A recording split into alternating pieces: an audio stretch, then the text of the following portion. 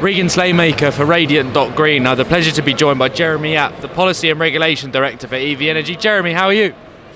Really good to see you, Regan. Very well, thank you. Well, good, even the better for talking to you. So yeah, we're at Solar and Storage Live 2023 in Birmingham. I mean, it's a bit of a mega event this year. It's crazy. I think 10,000 registrations through the door already. But how are ev.energy and yourself finding the event so far? So I think, me personally, I think this is my 7th or 8th Solar and Storage Live, so always a pleasure to be here. I missed one perhaps for lockdown, and otherwise this is definitely a fixture on my calendar. It feels bigger and busier than usual this year. I don't know why that is. There's such a great buzz. There's a real hum in the hall. That's terrific.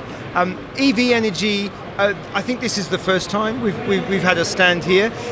It's been really good. We've obviously we're only halfway through.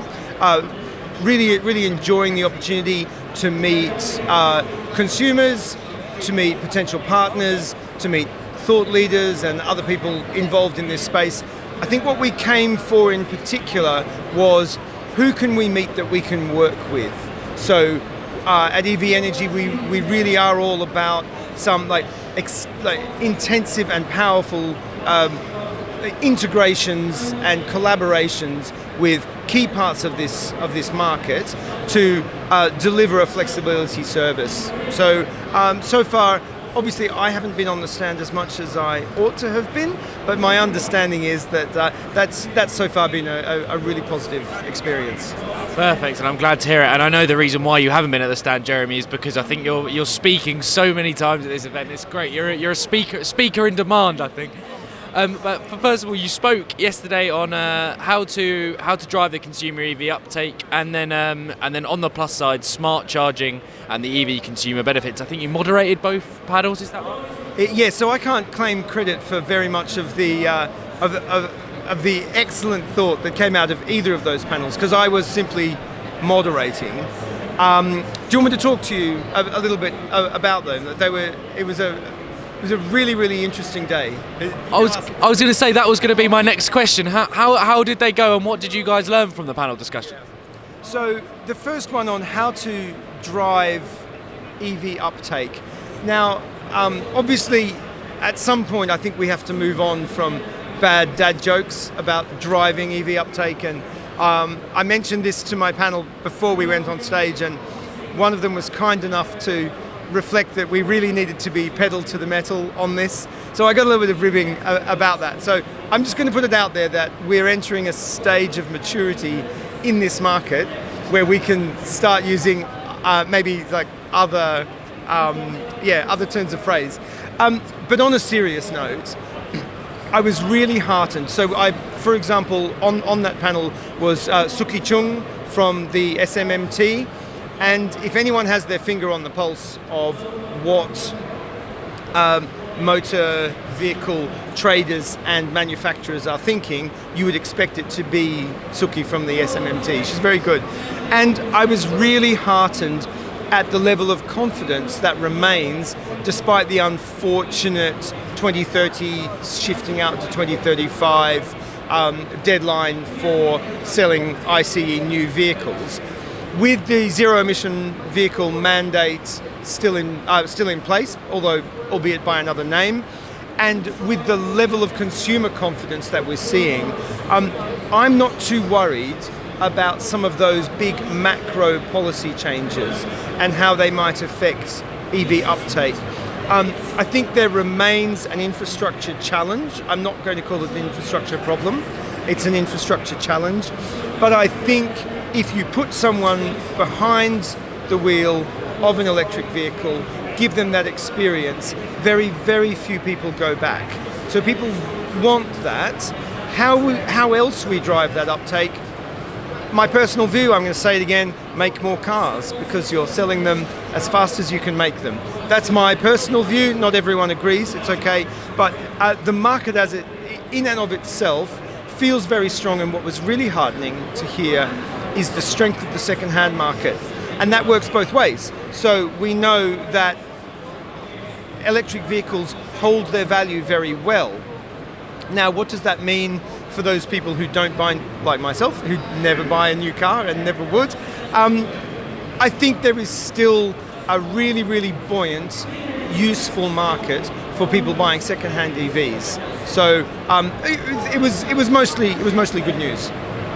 I'm very glad to hear it. It's interesting, and also that if you're looking for anyone to blame about the puns in the EV title, I will blame Jack Ride, producer at Solar and Storage Live. Jack, you've heard it for first. You've been told off. But no, the second-hand EV market, obviously the pushback has kind of delayed a few things. It's kind of pushed it back. However, kind of from my research, and you can clarify this, where the policy changes, the original 2030 date, a lot of businesses already have been keeping to that because all their policies are in place and all their business plans are in place anyway. So in the long run, please correct me if I'm wrong, it hasn't really changed much from a business stamp.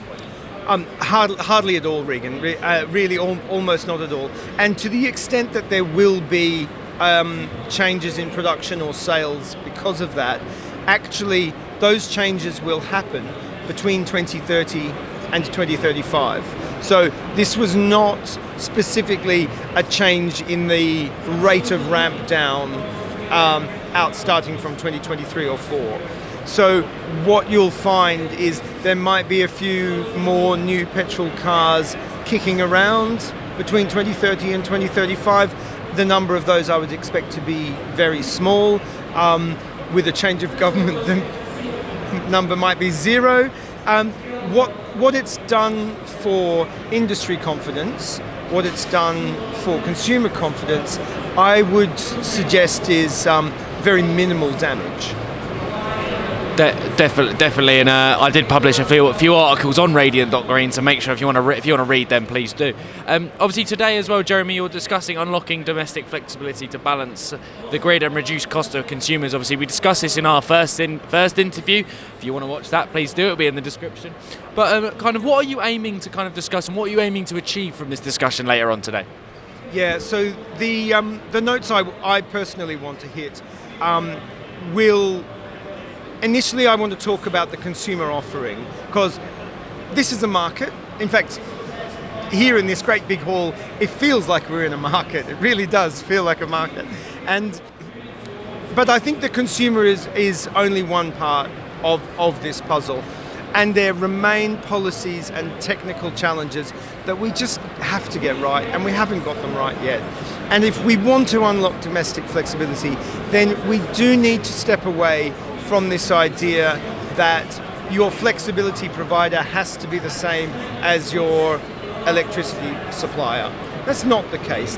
There has to be room for another type of market where really credible, interesting, valuable propositions are being made by other types of companies with specialisms to say, we will engage you. For example, let's just take EVs.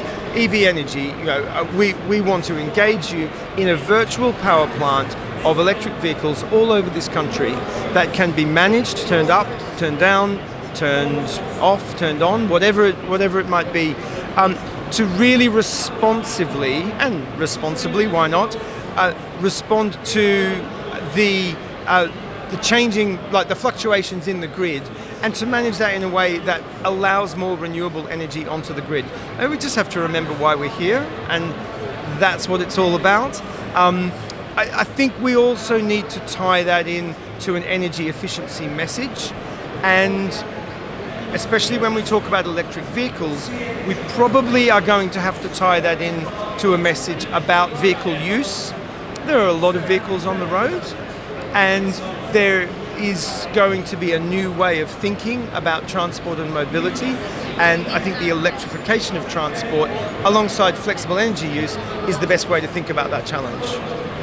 Definitely, I think flexibility is kind of the buzzword that's happening all around Solar and Storage Live, and especially when it comes to kind of the mass EV uptake, flexibility, storage, all these things, and grid efficiency are key things that need to be changed. And it's good that everyone's saying the same thing, because if they weren't, it would be a bit more confusing at Solar and Storage Live this year.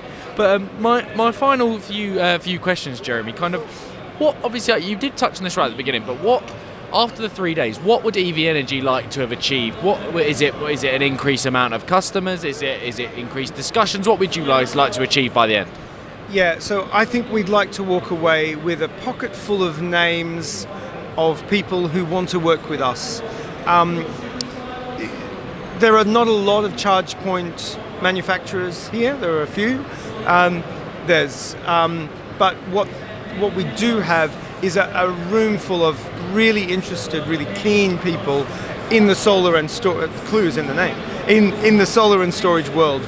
So I think we would like to see some clearer pathways to working with some of these wonderful people to integrate with solar generation, to integrate with battery storage, and obviously with charge points in a way that we can start reaching out to consumers and saying, we will help you manage that flexibility. You cannot do it on your own, obviously, but we will help build you a system that lets you play in this amazing new market that opens up so many opportunities for you. We don't want to oversell this. To save money, we don't have to say you're going to save the world. I don't think that's absolutely essential to say that to a consumer. It may not be true, but certainly the customer proposition is so compelling. There is so much money to be saved. There is such a difference between charging at an expensive time and charging at a less expensive, cleaner, greener time, at which point you will also be rewarded in other less tangible ways for the flexibility you provide. So I really hope that we walk away with a lot of work to do to reach out to people we've met and go, let's pick up on that conversation, let's work together to deliver flex. Definitely, and we hope for that ev.energy can achieve that as well. But Jeremy, thank you. Another great and interesting discussion that we have. And again, like I said, if you haven't watched mine and Jeremy's first interview on Radiant.Green, please do. It was very insightful. But Jeremy, thank you very much, and best of luck to yourself and ev.energy for the rest of the conference. Thanks, Regan. Always good to be with you.